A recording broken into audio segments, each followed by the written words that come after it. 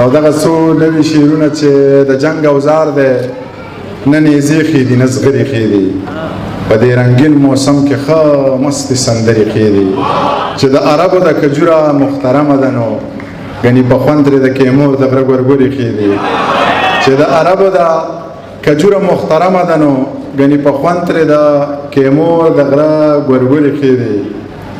او د دې جنۍ سره وړونه لږ واده ونه کړي نه خدای رنګ ښکلی ورکړی نه یې خبرې ښې دي د دې جنۍ سره وړونه لږ واده ونه کړي نه خدای رنګ ښکلی ورکړی نه یې خبرې ښې دي بس خو مشاعره د شعرونه وایم نوره څه قیصه به پکې نشته که نه داسې ښه دی دیدن قات نه پوهېږي زړه میرات چرته تا و چرته زه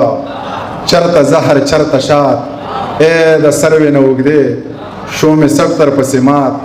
ښکلې سترګې دې په مخ دوه سجدې د یو رکات هی قسم مې دې په خدای دا حالات او ستا خیالات زه سبا له خیره ځم وبه نشي ملاقات هر دویم لفظ دې جو د ګونېرې که د سوات نظم درته وایم چې پیغله پوښتنه واوره غوږ کې د قیصه واوره خط چنغول ته څه لیکي خال پکې د زړه لیکي زه له خیره ښه یمه سم د مور او پلار دي ورونه د خدای ښه ساته ښه مې تابعدار دي خویندې دي هوښیارې دي شکر دی په لارې دي هېڅ ارمان یې مه کوه کلی زړې لارې دي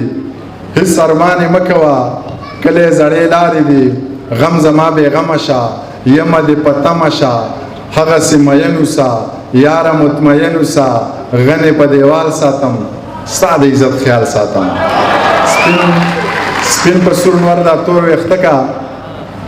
زه در سره یمه زړه ښه کا د کلي کور غمونه مه کا مسافري په نره وکه زه پښتنه یم په نامه دې ناسته یم شیخ کېنولی دي په دم تې نه مرض وباسي او زورور ترې زمرود په رڼا ورځ وباسي یو شعر رانه پکې هېرېږي خو دغه نور شعرونه به یې درته ووایم چې شیخ کېنولی دي په دم تې نه مرض وباسي او زورور ترې زمرود په رڼا ورځ وباسي میرات وطن دی چور تالانې په سرو سپینو کېږي د غلا همتا ده د لوړ نه ورلګز وباسي د پښتنو غیرت تر دغې حده منمه چې په سپق ځمکه د کمزوري رور نه ډز وباسي که خدای ته پاتې کولی او باران یې کوو د تنورونو د لوګي نه به وریځ وباسي که خدای ته پاتې کولی او باران یې کوو د تنورونو د لوګي نه به وریځ وباسي منیره ما د ډاکټر اسرار یو شعر رایاد شي په تنهایۍ کې چې هوا د ور نه درز وباسي ډېره مننه نور راله ونه خورې مازغه خراب یم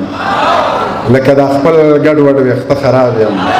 کېدی شي ستا د مرګ نه پس ښه شمه کېدی شي ستا تر ژوندانه خراب یم څه که نظر په ښایستونو غر کړم څه ګورې ستا د لاسه زړه خراب یم